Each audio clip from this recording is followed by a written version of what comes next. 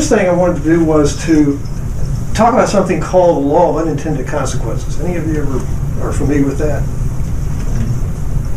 How many of you have ever made a mistake? Yeah. Anybody? And are you counting them? How many of you, once you made that mistake, said, "I'm never going to make that mistake again"? I know I did. And how many of you made the same mistake again? What that falls right into is the law of unintended consequences, simply because we intend good things. We intend to do things in our life. We intend to make things work. We intend to make things happen. We intend to make a lot of money. We tend to be happy. We tend to have relationships work, be healthy, lose weight, whatever it is we're trying to do. And what happens is that doesn't happen. In other words, we get caught up in the idea that we're trying to make things happen, and suddenly things don't happen. And so that's the law of unintended about helping other people push through obstacles in their life and stuff. And that's really what I was all about. I found that as a chiropractor, I was limited, not limited, but I felt limited in just dealing with the body, the nervous system, subluxations, things like that. I started working with the mind, the emotions, and I found a lot of breakthroughs were taking place there. In fact, I found most of what was happening with people's health was happening between their ears. And when I discovered that, I began to work that way, working with that part of the nervous system, the brain, and using feedback mechanisms like applied kinesiology, which is muscle testing and getting stuff done that way. Long story short, fast forward, I discovered that there was a subconscious being. We like to think of it as a subconscious mind, but it's actually a subconscious being because it actually has its own intelligence. And this being had its own way of doing things. When I first started out, in fact, today, by the way, is an anniversary. 20 years ago, anybody remember what happened in Atlanta? We had a humongous snowstorm, and I remember it was thundering and lightning, and it was snowing. This was March 13th, 1993, and I remember that day because that's the day I traveled across town, worried about her, thinking that she wasn't answering her phone because I was worried about her safety and health and all that. So I traveled through the snow and the thunder and the lightning to get to her, and I haven't left since. We've been together ever since that day. So this is our 20th anniversary. Be together forever and ever, my one and only. So she snowed you. Yeah, it was a snow job. I steam cleaned the house. Yeah, she steamed because I called her, because she wasn't answering him. And back up a little bit, I had a girlfriend kill herself, so I was like, no, so I was like freaking out. And so when she wasn't answering the phone, I was driving this little Honda through the snow and the sleet and the ice and it was thundering and lightning. I remember that. I said, this is the freakiest storm I've ever seen in my life. But I made it through, and I got through, and she was okay. She was steam cleaning. And so, and then I was so happy I stayed with her ever since. So that's the story of us. So anyway, that's for the record.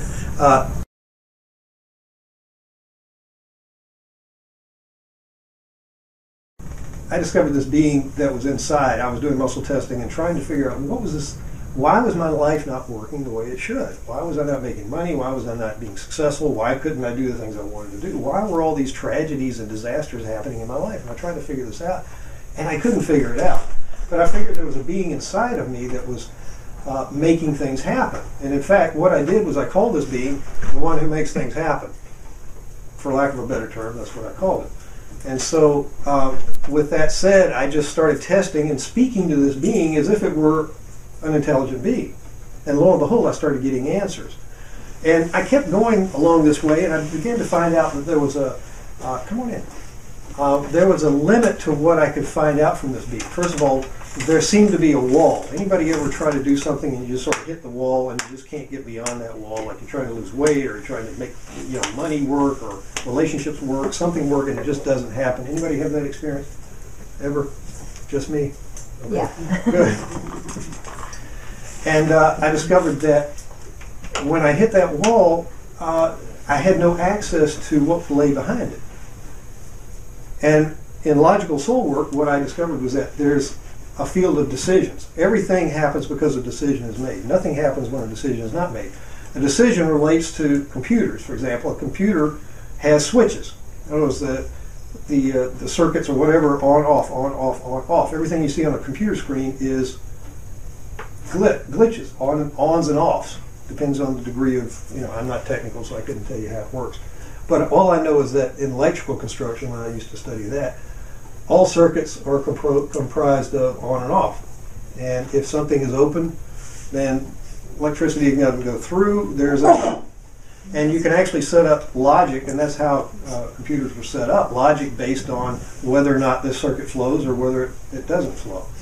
And so it's either a yes or a no. Like that, we have synapses in the nervous system, the brain, and we're only using a very, very small fraction of our capacity, simply because there's so much going on all the time. If we were to be aware of everything happening right now, we'd be totally overwhelmed because there's so much stimulus coming into us. We have a reticular activating system that filters out and makes sure that we're stable. In other words, make sure we only get the information that we need. So consequently, we can only hold maybe 2 or 3 items in our mind at one time before we start getting a little freaky. So like that, I started testing the subconscious being, and I discovered that it was an intelligence just like any other intelligent being, except it was more so. I found it was very intuitive, very powerful. And I remember we were living together, and I was walking down the hallway, and this book fell off the shelf in my path. Anybody ever had that happen? And then I opened the book, and I saw exactly what I needed to see. There was this book that somebody had given me 10 years before that. His name was Ed Steele. He gave me a book called The Secret Behind the Miracles by Max Freedom Long. And I just happened to open to that page that started talking about this being that I was testing. I never opened the book before. This is the first time it happened. And I still have the book. And it just opened to that section where it started talking about this Unahipali, or this inner being that the Hunas, or the Kahunas, talked about in Hawaii. And they said there were 3 separate beings, and I was like, holy cow, this is amazing. And I started looking at that, started testing it. I didn't just take it on face value. I started testing what it was saying. And that's how I came up with the logical soul. That plus the idea that I discovered there was a way of getting access beyond what I call the wall. In other words, there's this block that stood in the way between me and what I wanted. And that block, you either had access or you didn't. And most of the time that wall or that block stood in the way. And the way I got access was simply asking the wall. A lot of times if we hit the wall, what do we try to do? How many of you use affirmations, or you go through hypnosis, or maybe you're using NLP or some form of tapping or something? What we're trying to do is affect that wall. What we're trying to do is affect our so-called homeostasis. In other words, we exist in a stable condition, and this stable condition means I don't like new things too much. Just sort of, the status quo is fine. Let's just keep going the way we're going and looking at the same things we're looking at. And we're always on the lookout for more happiness, however. But as far as stability, we're always trying to hold ourselves together, pull it together. Remember that expression? So consequently, when new things happen, we tend to sort of shut those out. Now, this homeostasis is in our subconscious. In other words, our subconscious says, this is our parameter. These are our parameters. This is our fence. We're going to stay inside this fence. If we go outside of that, it's dangerous. And we set these parameters up based on the idea that we're going to survive and stay safe if we stay within these parameters. That's what I call the law of very good reason. Subconscious has a very good reason for setting these parameters, pulling up this wall and saying, you can't go beyond this. And we listen to it because we don't know any better. We don't know how to get beyond or get access beyond that wall. And so consequently, we defined the parameters before we were 6 years old, for the most part, and we stay there. And that's how we live our lives. With Logical Soul, I found that doesn't have to stay the same. I found that there's a way of getting beyond that wall, getting access to those hidden, deep-rooted decisions that run our lives right now, and we don't have access to them, but now we do. Now we can get access to that. The one who made the decision can change the decision. We just need to touch base with the one who made that decision, whether it's our inner child, or whether it's our ancestors, or whether it's a family member, whoever it is. And this is a way of doing that.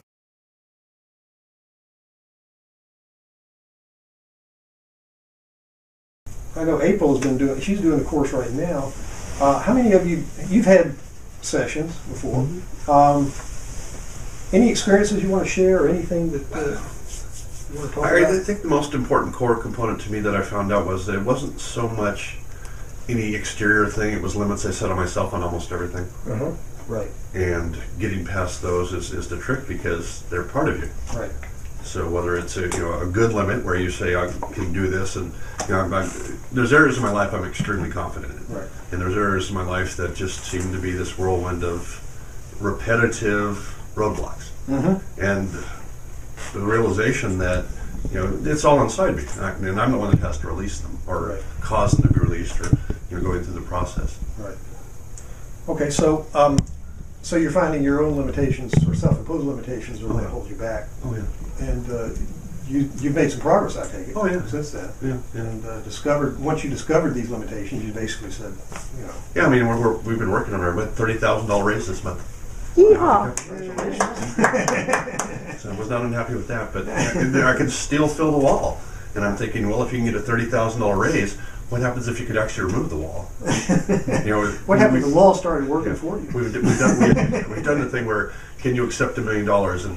And you go through it, but you don't really accept it on the first try. Maybe, at least I don't. But I'm now aware that the wall that used to be here is now here, and as long as it can be here, why can't it be there? Exactly. Yeah. Exactly. If I ask a question, sure.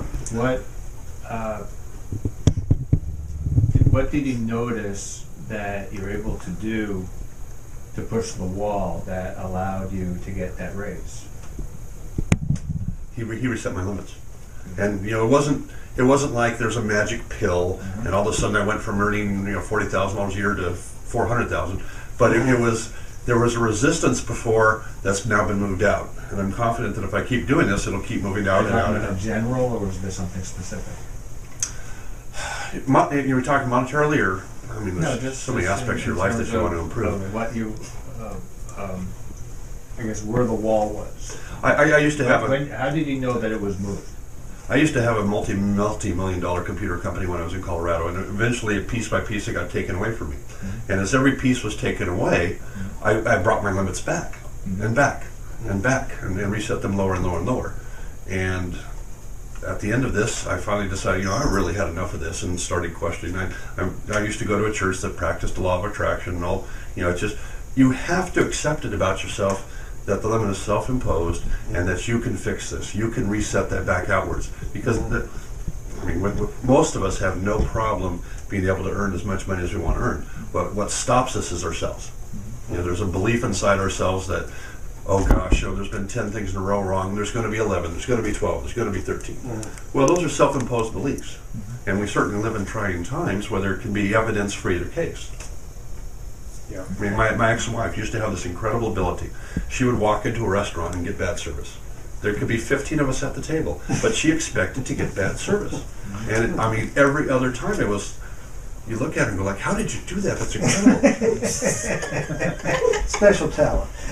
Well, that's a negative one that hurts her. I frankly expect to walk into a restaurant and pay for food and get good food, and I very, very seldom don't. But that's a silly little limit. It's like, if you watch The Secret, get in the parking spot.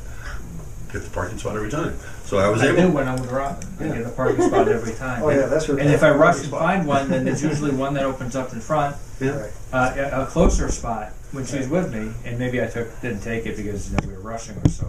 So what the problem is we can accept something simple like a parking spot, but accepting the things that we really want, whether it's monetary, whether it's love, whether it's success, whatever it is, we've all set this limit, and what he's talking about is the limit that's got to be moved. It's not that you don't have the capability of doing it. Right.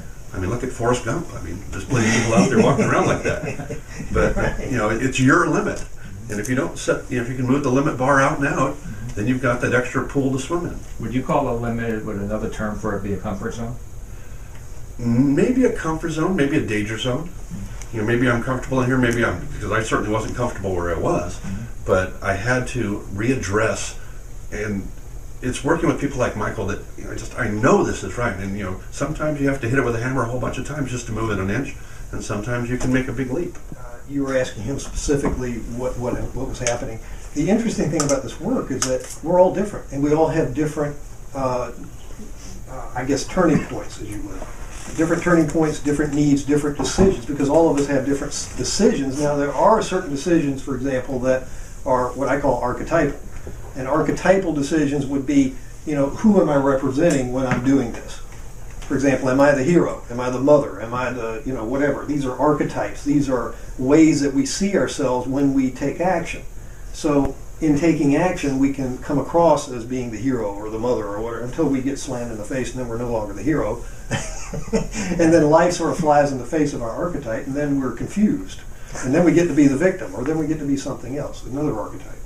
So victim tyrant is a good example of this. You're yelling and screaming at those who have no power over you, and you're cowering in fear and feeling abused by everybody else.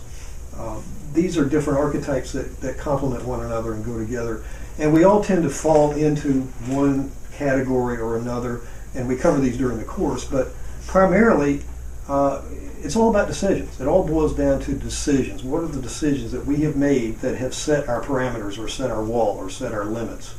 And do we even want to move those? I don't assume, for example, if I do a session with you, that you want to move your limits.